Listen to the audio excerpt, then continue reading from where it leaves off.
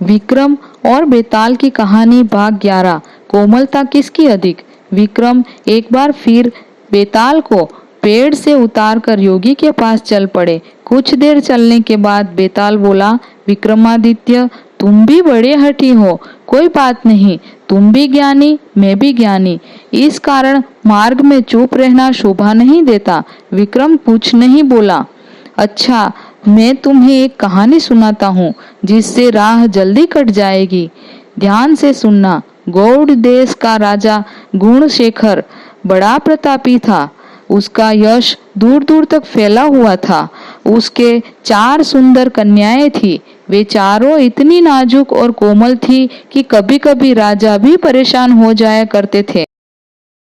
जो सबसे बड़ी थी उसका यह हाल था कि चांदनी रात का प्रकाश भी शरीर पर पड़ जाए तो फफोले उगाए।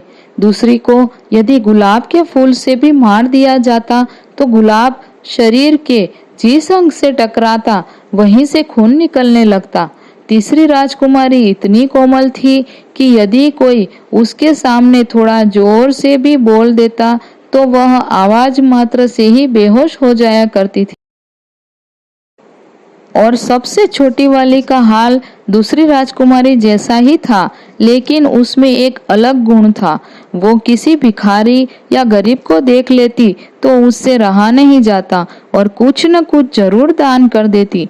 जो भी इन राजकुमारियों के कोमलता के बारे में सुनता आश्चर्य करता। जैसे जैसे कन्याएं बड़ी होती जा रही थी वैसे वैसे राजा को उनके विवाह की चिंता बढ़ती जा रही थी।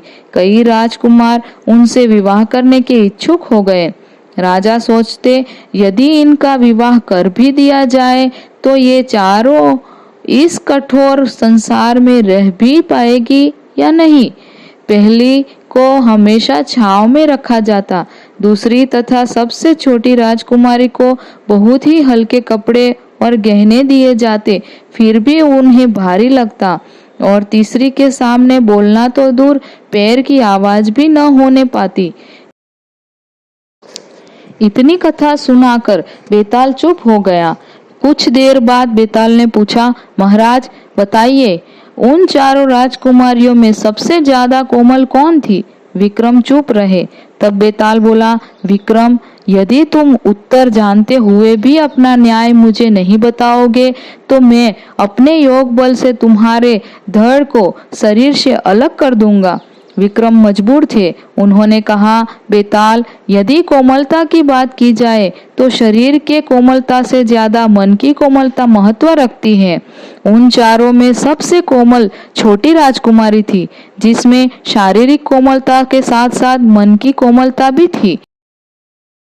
राजा के इतना कहते ही बेताल अपने आप को राजा के बंधन से छुड़ाकर फिर से भाग खड़ा हुआ।